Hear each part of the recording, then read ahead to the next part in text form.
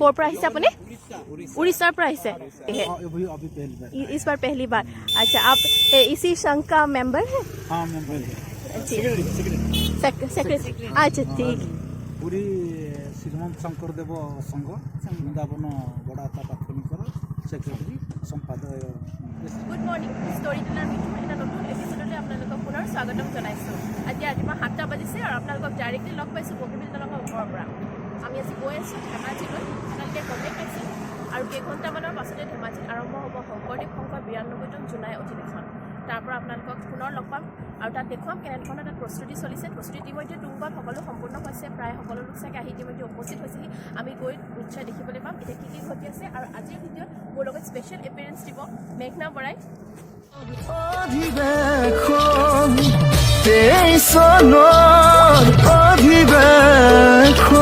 উত্তৰে অৰুণাচল দক্ষিণে ব্ৰহ্মপুত্ৰ পূবত আছে অভয়াৰণ্য পবা পশ্চিমৰ সোৱণশিৰি সোধা ধেমাজি জিলাৰে এটি মহকুমা জামপানী আৰু চিমেণ্ট নদীয়ে সীমা জিলা মোৰ জোনাই অ মুধুনাই চিমেণ্ট চাপৰিলৈ আহিবা দুনাই এতিয়া আমি অধিৱেশনৰ মুখ্য অধিৱেশনস্থলী পাইছোঁহি বিৰাট এটা অঞ্চলজুৰি অধিৱেশনস্থলী গঢ়ি তোলা হৈছে আপোনালোকে চাওক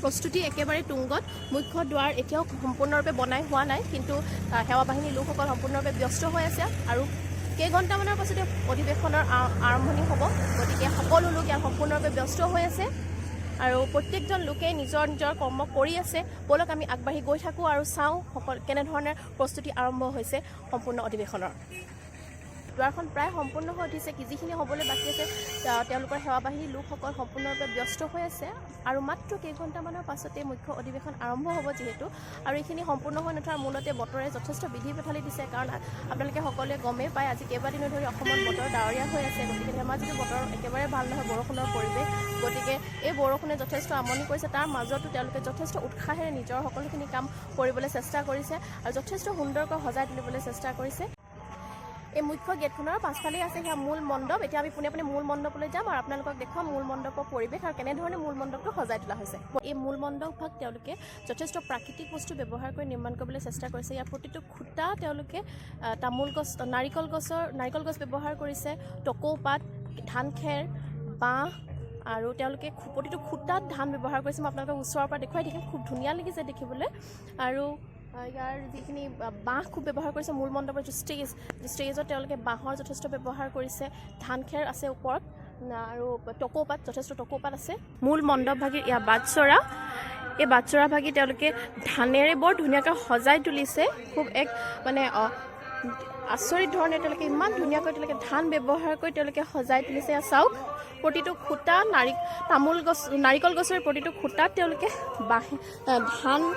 ধান দি তেওঁলোকে সজাইছে প্ৰতিটো খুঁটা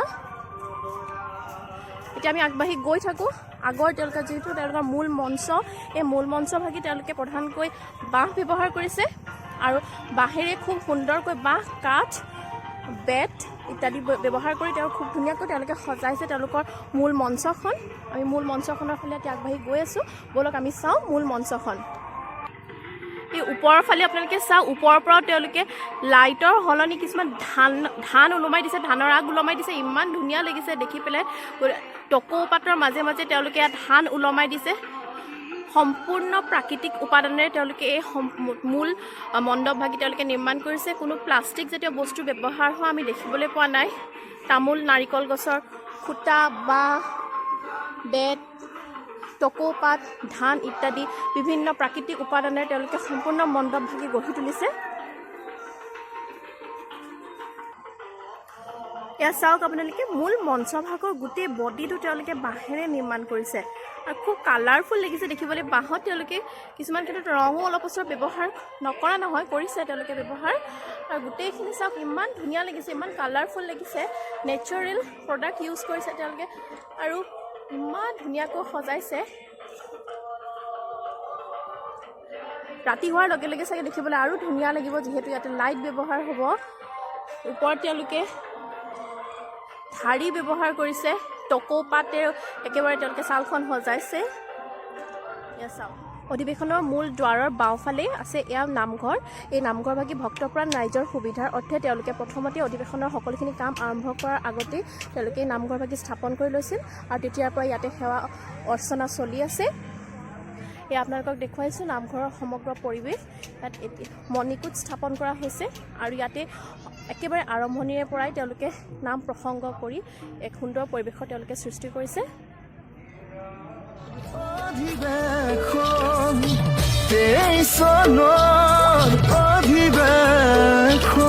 উত্তৰে অৰুণাচল মূল দুৱাৰৰ দক্ষিণে পৰা ব্ৰহ্মপুত্ৰ সোমাই আহি সোঁফালে দেখিবলৈ পাব আপোনালোকে পতাকা উত্তোলনস্থলী আৰু বাওঁহাতে দেখিবলৈ পাব নামঘৰ। এতিয়া আমি পতাকা উত্তোলনস্থলীৰ ফালে আহি আছোঁ। পতাকা উত্তোলনস্থলীখন বৰ সুন্দৰকৈ সজাই তোলা হৈছে। ওপৰভাগ তেওঁলোকে বৰ্তমান ঢাকি ৰাখিছে বৰষুণৰ বাবে আৰু এই উত্তোলনস্থলীখন তেওঁলোকে স্থানীয় শিল্পীৰ আৰ্টেৰে খুব ধুনীয়াকৈ সজাই তুলিছে। পতাকা উত্তোলনস্থলীৰ প্ৰত্যেকখন আৰ্টৰ মাজেৰে প্ৰত্যেকগৰাকী শিল্পীয়ে অসমৰ সংস্কৃতি, অসমৰ প্ৰাকৃতিক সৌন্দৰ্য সকলোখিনি ফুটাই তুলিবলৈ যত্ন কৰিছে। তাতে আপোনালোকে চাওক ইমান ধুনীয়াকৈ তেওঁলোকে বাঘৰ দৃশ্য অংকন কৰিছে, তাঁতশালৰ দৃশ্য অংকন কৰিছে, অসমৰ প্ৰাকৃতিক সৌন্দৰ্য, বিহু, ৰংঘৰ সকলোখিনি ইয়াত আমি দেখিবলৈ পাইছোঁ।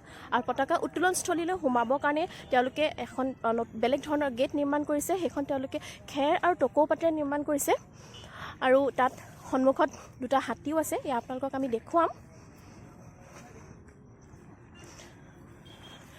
খালি বতৰটো বেয়া হৈ থকাৰ কাৰণে গোটেইখন বোকাময় পৰিৱেশৰ সৃষ্টি হৈছে। এয়া চাওক, এই গেটখনো তেওঁলোকে বৰ্তমান ঢাকি ৰাখিছে, তথাপি বেদী তোৰণলৈ তেওঁলোকে সোমাবৰ কাৰণে এখন বৰ ধুনীয়াকৈ ঢোল, খোল, হাতী ইত্যাদি ব্যৱহাৰ কৰি অসমৰ সকলোখিনি সংস্কৃতিৰ বস্তু ব্যৱহাৰ কৰি তেওঁলোকে এই সুন্দৰ গেটখন তেওঁলোকে বনাইছে। পতাকা উত্তোলনস্থলীৰ পৰা আপোনালোকে পোনে পোনে দেখিবলৈ পাব কাৰ্যালয়সমূহ। সোঁহাতে কাৰ্যালয়সমূহত আপোনালোকে সকলো ধৰণৰ কাৰ্যালয়, জৰুৰীকালীন সেৱা, চিকিৎসা সেৱা শিবিৰ, অগ্নি নিৰ্বাপক বাহিনীৰ কাৰ্যালয়, আৰক্ষী ছাউনী, সকলো ধৰণৰ আপোনালোকৰ জৰুৰীকালীন সেৱা, যিকোনো অসুবিধা আপোনালোকে সন্মুখীন হোৱাৰ লগে লগে এইফালে আহিব পাৰিব। জিলা কাৰ্যালয়সমূহ এইফালে আছে, মুখ্য কাৰ্যালয়ো আপোনালোকে এইফালেই পাব। যিকোনো ধৰণৰ অসুবিধাজনক পৰিস্থিতিৰ সৃষ্টি হোৱাৰ লগে লগে আপোনালোকে এইফালে আহি সকলোকে যোগাযোগ কৰিব পাৰিব। সকলোখিনি সুবিধা ইয়াতে উপলব্ধ হ'ব। এই কাৰ্যালয়সমূহৰ একেবাৰে কাষত এয়া কেন্দ্ৰীয় সেৱা বাহিনীৰ শিবিৰ। এই শিবিৰত অসমৰ প্ৰত্যেকখন জিলাৰ পৰা অহা যিসকল সেৱা বাহিনীৰ লোক তেওঁলোকে আজি কেইবাদিনো ধৰি এই অধিৱেশনস্থলীত তেওঁলোকে ইয়াতে শিবিৰ পাতি থাকি অধিৱেশনস্থলীত তেওঁলোকৰ সেৱা আগবঢ়াই আছে। কেন্দ্ৰীয় সেৱা বাহিনীৰ এই বৃহৎ শিবিৰৰ পৰা ওলাই এতিয়া আমি আগবাঢ়ি আহি আছোঁ। এইসকল লোক চাওক, তেওঁলোকে এতিয়া পূৰ্ণ গতিত কামত লাগি আছে। ৰাতিটোৰ ভিতৰত তেওঁলোকে আজি কামখিনি কৰি সম্পূৰ্ণ কৰিব লাগিব। মণ্ডপভাগি মই আপোনালোকক অলৰেডি দেখুৱালোৱে। মূল মণ্ডপৰ এতিয়া আমি একেবাৰে পাছফালে আছোঁ। মূল মণ্ডপৰ পাছফালে এয়া বিশেষ প্ৰতিনিধি শিবিৰ। এয়া আহি আমি প্ৰতিনিধি শিবিৰ পাইছোঁহি। বৰ্তা আপোনালোক ক'ৰ পৰা আহিছে? নমস্কাৰ, আমি আহিলোঁ বেহৰগাঁও জিলা হয়। বেহৰগাঁও জিলা, ওদালগুৰি জিলাৰ এটা মহকুমা। শংকৰ সংঘৰ নিয়ম মতে এইটো জিলা ঘোষণা হয়। গতিকে সেইমতে আমি বেহৰগাঁও জিলাৰ পৰা আহিছোঁ। যোৱাকালি আমি ট্ৰেইনত উঠিছিলোঁ আৰু আজি ৰাতিপুৱা 7:30 বজাত ট্ৰেইনৰ পৰা নামিছোঁ। নামি এতিয়া গোটেই অধিৱেশনস্থলীখিনি আমি ঘূৰি পকি চাই আছোঁ। ভালেই লাগিছে। প্ৰাকৃতিকভাৱে কিছু দুৰ্যোগ হৈছে যদিও মানুহখিনি উৎসাহ কমা নাই। আদৰণি সমিতিকো আমি দেখিছোঁ, কথা পাতিছোঁ, তেওঁলোকৰ আয়োজন ঠিকেই চলাই আছে। আৰু যদি বতৰটো কিছু ফৰকাল হয় নিশ্চয় সুন্দৰ এখন অধিৱেশন হ'ব। শ্ৰীমন্ত শংকৰদেৱ শংকৰ। ধন্যবাদ, লগ পাই ভাল লাগিল আপোনালোকক। বিশেষ প্ৰতিনিধি শিবিৰৰ পৰা এই পিছফালে লাহে লাহে সকলো জিলাভিত্তিক শিবিৰসমূহ আৰম্ভ হৈছে। একদম বহুত দূৰলৈকে বিয়পি আছে জিলাভিত্তিক শিবিৰসমূহ। আমি সেইখিনিও আপোনালোকক দেখুৱাবলৈ চেষ্টা কৰিছোঁ, কিন্তু যাবলৈ আমাৰ অকণমান অসুবিধা হৈছে যিহেতু গোটেইখন পানী হৈ গৈছে, বৰষুণ আৰু গাড়ীবোৰ অহা যোৱা কৰি আছে। গতিকে সেই লিকে লিকে যথেষ্ট পানী হৈছে। তথাপি আমি যাবলৈ চেষ্টা কৰিছোঁ। বৰষুণ গৈ থাকক, কিমান দূৰলৈকে আমি যাব পাৰোঁ জিলাভিত্তিক শিবিৰসমূহ চাবৰ কাৰণে। জিলাভিত্তিক যিসমূহ শিবিৰ, এই শিবিৰবোৰত যিসকল ভক্তপ্ৰাণ ৰাইজ আহি ইতিমধ্যে উপস্থিত হৈছেহি বা আহি থাকিব তেওঁলোকে অধিৱেশনৰ কাৰণে, তেওঁলোকে ইয়াতে থাকি পেলাই অধিৱেশনৰ দিনকেইটা কটাব পাৰিব। অধিৱেশনত তেওঁলোকৰ ভক্তপ্ৰাণ ৰাইজসকলে তেওঁলোকৰ সময় দিব পাৰিব। আৰু প্ৰত্যেকখন জিলাৰে যিসকল নিজ নিজ প্ৰতিনিধি বা যিসকল নিজ নিজ অতিথি, তেওঁলোকে নিজৰ নিজৰ যিসমূহ তেওঁলোকৰ অতিথি গৃহসমূহ, এই শিবিৰসমূহ তেওঁলোকে সজাই তুলিবলৈ চেষ্টা কৰিছে। এয়া মাৰ্ঘেৰিটা জিলা শাখাৰ যিটো শিবিৰ, আৰু তেওঁলোকে চাওক এতিয়া এইটো ইতিমধ্যে সজাই তুলিছে তেওঁলোকৰ এই শিবিৰটো। আৰু আমি আগবাঢ়ি গৈ থাকিম। বিভিন্ন জিলাৰ শিবিৰসমূহ বহুত দূৰলৈকে বিয়পি আছে। এয়া চৰাইদেউ জিলা শাখাৰ শিবিৰ।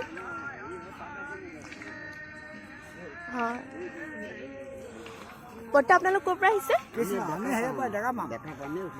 ওচৰতে হয়। আজি আহিছেনে? আমি চাউল লাডু পাত জমা দি এইপিনে ঘূৰি চাইছোঁ আৰু থাকিব আপোনালোক? আমি যামগৈ আমাৰ ওচৰতে ঘৰ। কাইলৈহে একেবাৰে আহিম। কাইলৈৰ পৰা থাকিব আৰু? কাইলৈৰ পৰা থাকিম আজি এতিয়া সেৱা বাহিনী ল'ৰা ছোৱালীবোৰ আহিলে আমাৰ ল'ৰা ছোৱালীবোৰ আছে হয় হয়। এতিয়া আমি বুঢ়া মানুহ আজি ঘৰত থাকিমগৈ। কাইলৈ ৰাতিপুৱা আকৌ আহিম আৰু কাইলৈৰ পৰা নাযাম আৰু আদায় হোৱালৈ। কাইলৈৰ পৰা আকৌ কিবা কিবি কামত হ'লে আকৌ আমি একো চাব নাপাম। সেইকাৰণে গ্ৰন্থ মেলা চব চাই চব চাই আহি এতিয়া এইখিনিতে অকণমান কাম আছে আমাক। অসমৰ পৰা যিসকল লোকে অধিৱেশনস্থলী উপভোগ কৰিবৰ কাৰণে আহিব, অধিৱেশনৰ দিনকেইটা থাকিম বুলি আহিব, তেওঁলোকে এই শিবিৰসমূহতে থাকি তেওঁলোকে অধিৱেশন উপভোগ কৰিব পাৰিব। অধিৱেশনৰ দিনকেইটা তেওঁলোকে ইয়াতে থাকিব, কটাব সময় তেওঁলোকৰ। আৰু ইয়াত চব প্ৰত্যেকখন ডিষ্ট্ৰিক্টৰ কাৰণে তেওঁলোকে ভাগ ভাগকৈ বনাইছে। বহুত দূৰলৈকে বিয়পি আছে এই শিবিৰসমূহ আৰু বহু লোক আহি ইতিমধ্যে ইয়াত থাকিবলৈ আৰম্ভ কৰিছে। যিহেতু কাইলৈৰ পৰা আৰম্ভ হ'ব অধিৱেশন, গতিকে যথেষ্ট লোক আহিলেই।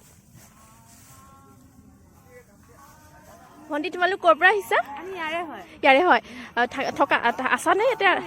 ইয়াতে থাকিছাহি। তোমালোকে কিবা বিশেষ তোমালোকক দায়িত্ব দিয়া হৈছেনে? আমি অতিথি আদৰিবৰ কাৰণে তোমালোকে ৰাতি থাকিবা ইয়াতে? আচ্ছা। নামেৰে গোটেই অঞ্চলটো এতিয়া মুখৰিত হৈ আছে। এই আমি ভোজনালয়ৰ ওচৰ পাইছোঁহি। ইয়াতে পূৰ্ণ গতিত তেওঁলোকৰ কাম আগবঢ়াই আছে।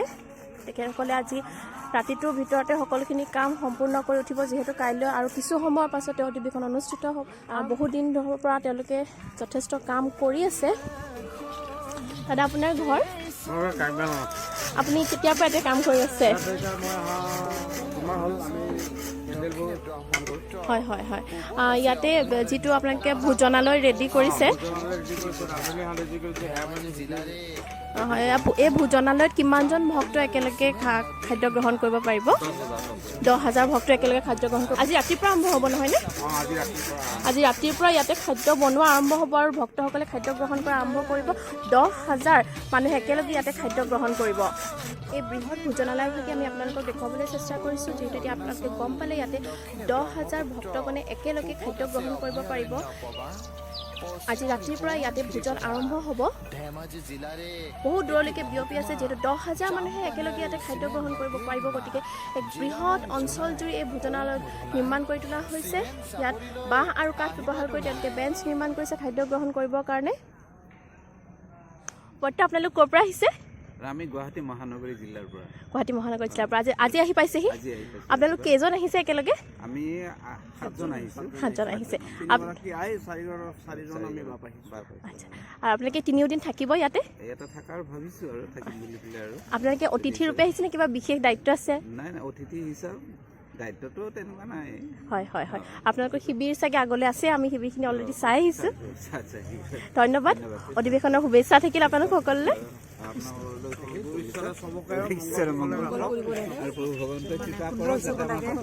উৰিষ্যাৰ পৰা আহিছে? আচ্ছা, তেখেতে অসমীয়া বুজি নাপাব চাগে? জগন্নাথপুৰীৰ পৰা আহিছে। আচ্ছা, অধিৱেশনৰ কাৰণে আহিছে? থকাকৈ আহিছে আপুনি? হয়, স্পেচিয়েল গেষ্ট। হয়, ধন্যবাদ।